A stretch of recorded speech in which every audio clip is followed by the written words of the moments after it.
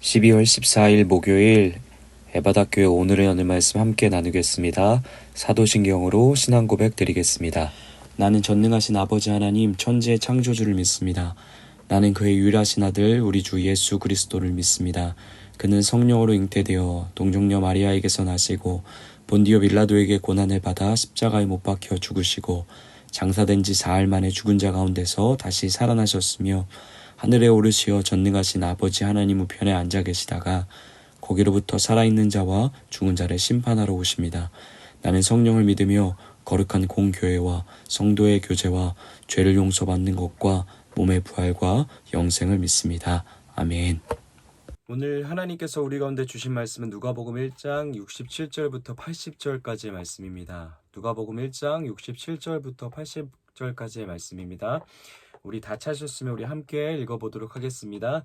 그 붙인 사가랴가 성령의 충만함을 받아 예언하여 이르되 찬송하리로다 주 이스라엘의 하나님이여 그 백성을 돌보사 속량하시며 우리를 위하여 구원의 뿔을 그 종 다윗의 집에 일으키셨으니 이것은 주께서 예로부터 거룩한 선지자의 입으로 말씀하신 바와 같이 우리 원수에게서와 우리를 미워하는 모든 자의 손에서 구원하신 일이라.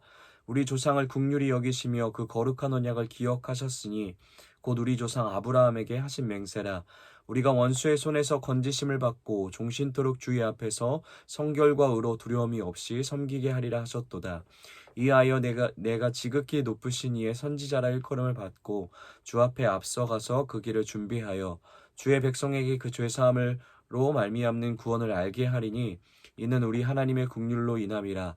이로써 돋는 해가 위로부터 우리에게 임하여 어둠과 죽음의 그늘에 앉은 자에게 비치고 우리 발을 평강의 길로 인도하시리로다 하리라. 아이가 자라며 심령이 강하여지며 이스라엘에게 나타나는 날까지 빈들에 있으리라. 아멘. 아이가 없다는 이유로 평생 가슴 한쪽이 텅 빈 것 같은 시간을 살았던 엘리사벳이 드디어 출산을 하게 됐죠. 엘리사벳은 숨어 지냈고 사가랴는 성전에 다녀온 이후 말을 하지 못하는 상황이었던 것만큼 이 소식을 전해들은 온 동네 사람들에게 아이가 태어났다는 것은 참 뜻밖이고 놀라운 소식이었을 겁니다. 엘리사벳의 이웃과 친척들은 그녀에게 임한 하나님의 긍휼을 함께 기뻐하는데요. 아이의 탄생은 성전에서 천사가 사가랴에게 예언했던 것처럼 많은 사람에게 즐거움과 기쁨을 허락해 주었습니다. 마리아가 노래했던 것처럼 낮은 자를 높이시는 하나님이 엘리사벳의 수치를 씻으시고 존경과 자부심으로 반전시켜 주신 것이죠. 아이는 태어나 8일째 되는 날 율법에 따라 할례를 행하였고 당시 풍습과 여러 사람들의 권유와 다르게 하나님께서 천사를 통해 명령하신 대로 그의 이름을 요한이라 짓기로 부부는 결정하였습니다. 하나님이 아이의 이름을 주신 것이기 때문에 무슨 일이 있어도 그의 이름을 요한이 되어야 했었던 거죠.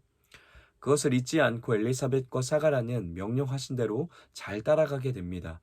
그리고 그렇게 이름을 결정하고 많은 사람들이 의아해하는 가운데 많은 사람들 앞에서 공표하는 순간 아들의 이름을 요한이라 공표하는 순간 말 못하던 사가랴의 입이 그리고 그의 귀가 열리게 됐습니다. 이 모습을 지켜보던 많은 사람들이 하나님에 대한 거룩한 두려움에 모두 휩싸이게 되는데요. 그리고 이 부부의 출산 이야기는 순식간에 온 유대 산골에 두루 퍼져나가게 됩니다. 나이가 지긋한 엘리사벳과 사가랴 부부에게서 아들이 태어났으니 요즘 말로 하면 특종이었을 겁니다. 게다가 엘리사벳이 임신 중이던 지난 10개월 동안 한마디 말도 하지 못하던 아이 아버지. 그뿐 아니라 어제 우리가 들었던 것처럼 듣는 것조차도 하지 못했던 아버지가 아이가 태어나자 다시 말하고 듣게 되었으니 특종 중에서도 특종이었을 겁니다. 온 동네 사람들이 요한의 탄생이 무엇인가 범상치 않은 일이라는 것을 서로 말하지 않아도 다들 직감하고 있었을 것이죠.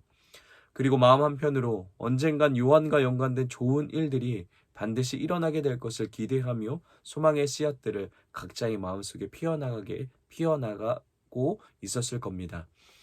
이처럼 아들 요한이 태어나고 입과 귀가 다쳤던 사가랴가 회복되어서 다시 말하고 듣기 시작합니다.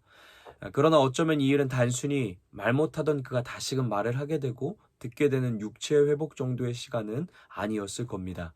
사실 이 일은 영적으로 사가랴가 새롭게 태어나는 날을 맞이하게 되는 시간이었던 거죠.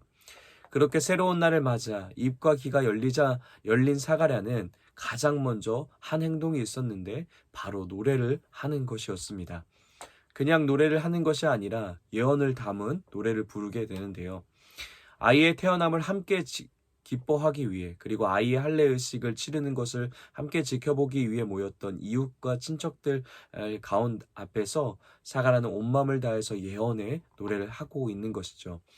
물론 지금 사가랴는 감격의 노래를 부르기 합당한 상황입니다. 아니, 노래가 터져 나올 수밖에 없는 상황인 것이죠. 왜 그런가요? 아이를 품어내던 10개월 시간 동안 말하지도 듣지도 못했고, 또 그토록 기다리던 아이가 태어났는데도 며칠이나 인내하는 답답한 기다림의 시간을 그는 보내야 했습니다. 그런데 드디어 말을 하게 되고 듣게 되었으니 감격과 감탄의 노래를 하지 않을 수 없었겠죠. 이뿐 아니라 이 말하고 듣는 기쁨보다 몇 배는, 아니 몇십 배는 더 감사와 감격이 넘쳐나는 일, 그토록 바랬던 아들이 가정 가운데 찾아왔고 그가 무사히 태어났으니 인생 어느 때보다 찬양과 경배를 하기에 합당한 상황을 사가라는 맞이하게 된 것이죠. 여러분이 만약 사가라의 상황이었다면 어떻게 하실 것 같으십니까?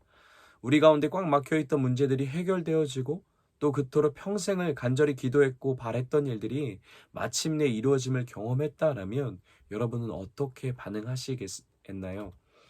우리 또한 감격이 가득 차 하나님을 찬양했을 겁니다. 그뿐 아니라 누가 뭐라 하든 누가 지켜보든 춤을 추며 하나님께 감사의 노래를 하루 왼종일 돌아다니며 흥얼거리며 불러댔을 것이죠.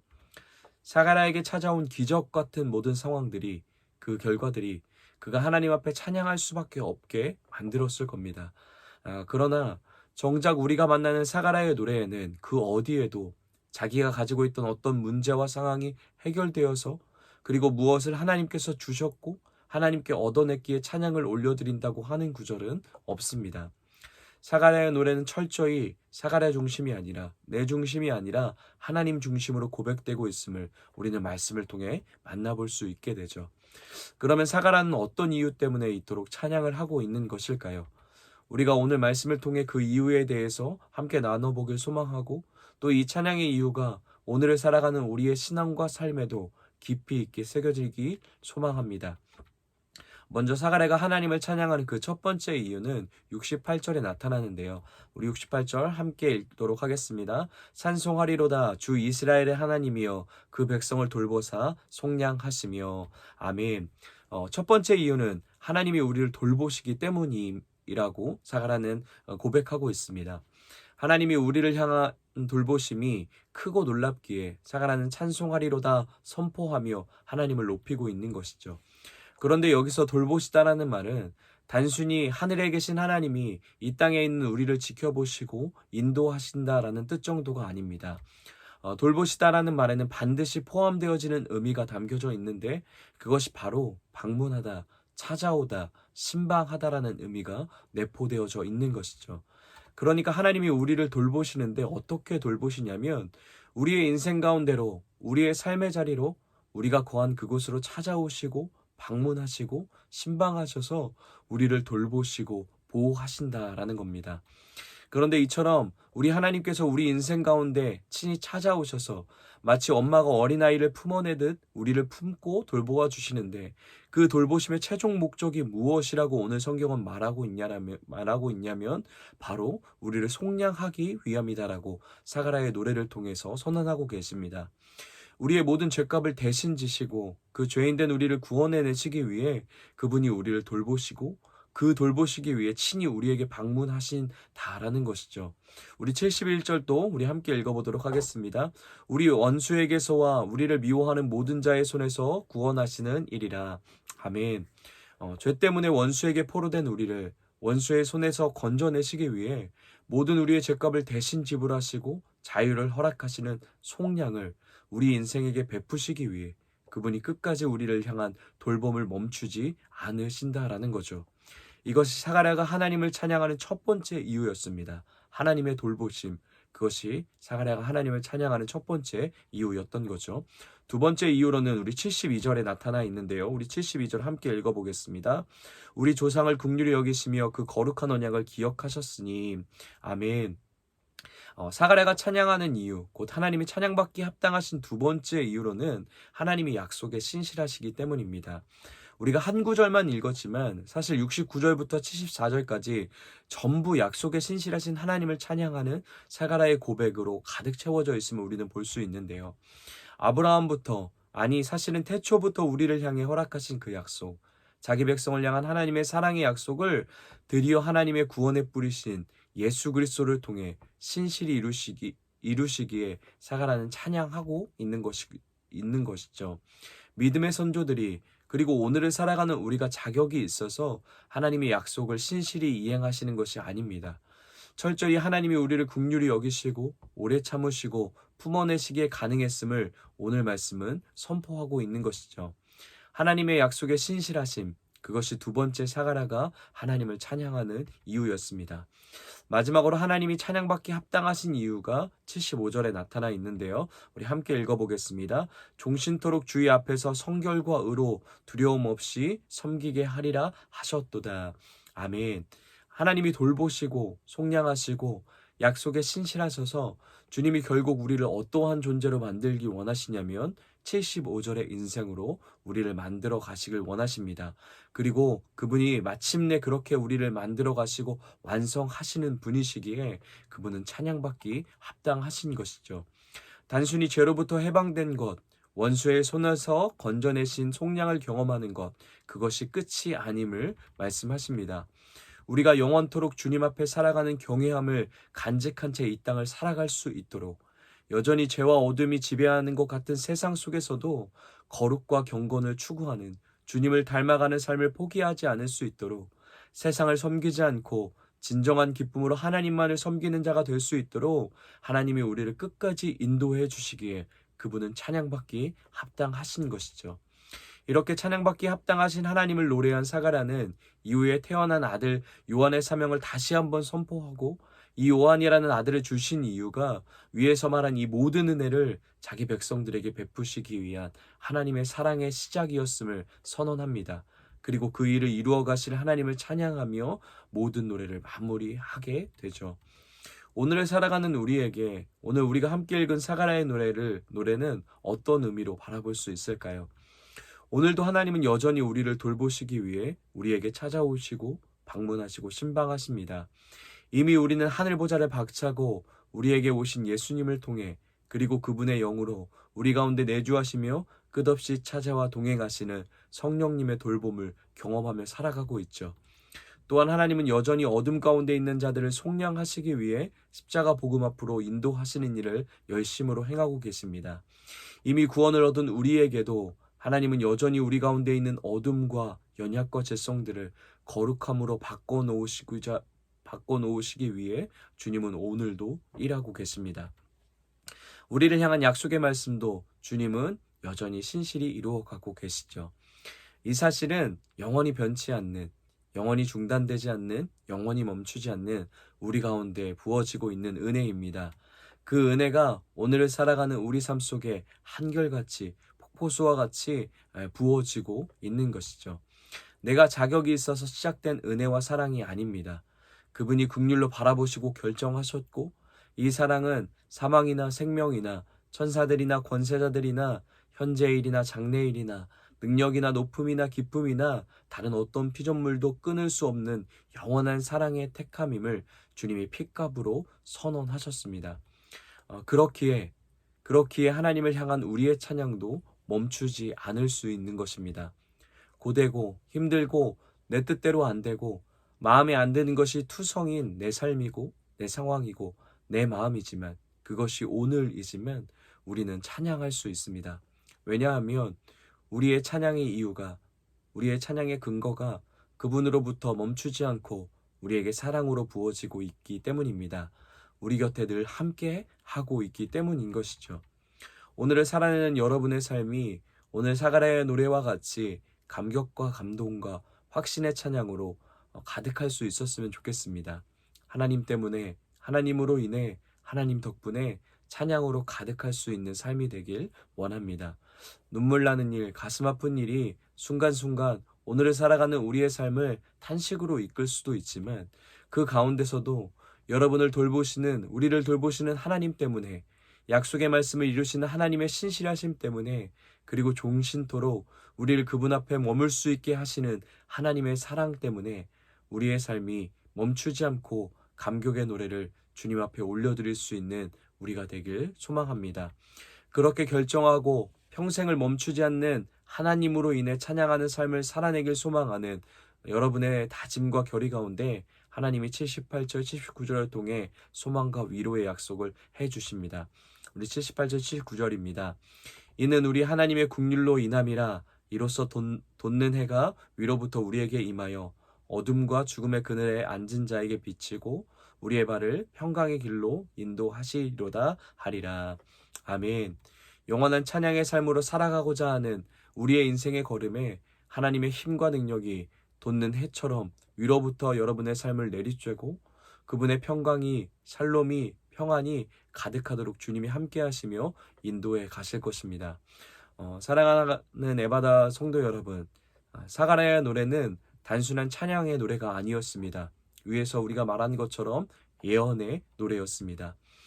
하나님이 예언을 허락하시는 핵심적인 이유가 구약 전반에 걸쳐 잘 보여지는데 단순히 미래에 있을 일을 가르쳐 주시기 위한 목적만은 아니었습니다.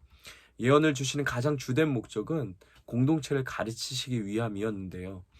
하나님이 사가랴에게 예언의 노래를 부르게 하신 이유는 그 사가랴의 노래를 듣는 공동체와 많은 사람들에게 가르치고 싶으셨던 겁니다. 그렇게 하나님만을 찬양하는 인생이 되라고, 구원의 하나님만으로 찬양하는 삶이 되라고, 어둠 가운데 있던 너희 삶을 빛으로 인도하실 구원의 하나님을 기다리고 소망하라고, 여전히 하나님은 너희를 포기하지 않고 사랑한다라고, 컴컴하고 어둠을 지나 마침내 찬양을 터뜨린 사가랴의 인생을 통해 공동체에게 하나님의 뜻을, 하나님의 사랑을, 하나님의 마음을 가르치고 계신 것이죠. 여러분의 삶도 이와 같길 소망합니다. 많은 이들이 하나님만으로 찬양하는 여러분의 삶을 통해 하나님의 마음과 사랑을 알 수 있게 되길 원합니다. 사가랴의 노래가 세례 요한이 이 땅에 처음 오신 예수님을 기다리게 하는 소망의 메시지로 전해졌다면 오늘을 살아내는 여러분의 삶을 통해, 여러분의 찬양을 통해 여러분과 함께하는 가정이, 또 일터가, 공동체가 다시 오실 주님을 품고 기다리는 소망을 가질 수 있게 되길 다시 한번 예수님의 이름으로 축복합니다. 우리 말씀을 기억하며 이렇게 함께 기도하겠습니다. 우리의 찬양의 이유가 오직 하나님이 되게 하셔서 어떤 상황과 환경 속에서도 하나님을 감사로 찬양할 수 있는 삶이 되게 하여 주시옵소서. 우리 말씀을 기억하며 이렇게 기도하겠습니다. 또 우리 계속해서 대림절을 준비하며, 대림절을 맞이하며 기도하고 있는 기도 제목을 가지고 함께 기도하겠습니다. 나의 잘못으로 망가지고 어그러진 땡땡땡을 예수님께서 하나님의 나라로 회복하실 것을 소망하고 기다리며 기도합니다. 우리 계속해서 우리의 모든 삶의 영역 가운데 하나님의 나라를 소망하며 품고 기도하도록 하겠습니다. 우리 가정을 위해서는 감사의 이유가 있을 때만 찬양하는 것이 아니라 매 순간 하나님의 선하심과 인자심 때문에 찬양이 넘쳐나는 가정 되게 하여 주시옵소서라고 기도하겠습니다. 우리 교회를 위해서는 주님 앞에서의 경외함을 가지고 두렵고 떨림으로 모든 사역과 삶 속에서 성결함과 의로 살아내는 교회 되게 하여 주시옵소서라고 기도하겠습니다. 나라와 열방을 위해서는 추위와 배고픔 가운데 하루하루 고통으로 살아가는 세계 각국의 사람들에게 하나님의 돌보심이, 위로하심이, 회복하심이 임하게 하여 주시옵소서라고 우리 나라와 열방을 위해 함께 기억하며 기도하도록 하겠습니다. 우리 오늘 공동체 기도는 우리 오원원 장로님을 위해서 우리 함께 같이 기도하도록 하겠습니다. 우리 개인의 기도 제목은 성령 충만, 믿음 성장, 모든 일 할 때마다 하나님의 뜻을 구하고 행하는 한 해 되길 원합니다. 가정을 위한 기도 제목은 온 가족의 믿음 성장, 건강 회복, 경제적 안정. 삶의 현장을 위한 기도 제목은 한마음 한뜻이 되게 하시고 정직한 마음을 갖게 하시며 분별함으로 모든 일에 실수가 없게 하시고 재정적으로 안정되게 해주세요. 교회를 위한 기도 제목은 교회가 재정적 어려움 없게 하시고 믿음 성장케 하시고 온 성도 건강하게 하시고 가난한 자 없게 하시며 지역사회의 빛과 소금의 역할을 하는데 부족함 없게 해주세요. 사회, 나라, 온 세계를 위한 기도 제목은 정치인들이 다툼이 없이 하나 되게 하시어 오직 국가와 국민의 이익만을 위하여 힘쓰게 하시고 코로나가 종식되게 하시며 전쟁이 끝나고 더 이상 일어나지 않도록 세계 경제가 회복되길 원합니다. 이런 기도 제목을 갖고 계신데 우리 오원원 장로님을 위해서 우리 함께 축복하며 기도하도록 하겠습니다. 또 오늘 생일을 맞으신 우리 최총경 목사님과 우리 오채희 어린이를 위해서도 함께 우리 축복하면서 기도하겠습니다. 오늘 하루 하나님이 지으신 창조의 목적이, 창조의 기쁨이 가득 부어지는 목사님과 또 채희에게, 또 함께하는 모든 사람들에게 그 하나님이 보시기에 좋았더라 말씀하신 그 하나님의 토부가 가득 부어지는 오늘 하루 되게 해달라고 우리 함께 마음껏 축복하며 기도하도록 하겠습니다. 또 우리 각자에게 주신 기도 제목, 또 우리 가정과 또 공동체와 열방과 나라를 위한 하나님의 마음으로 함께 중보하시고 간절히 중보하시고 각자의 자리에서 주기도문으로 모든 예배 마치도록 하겠습니다.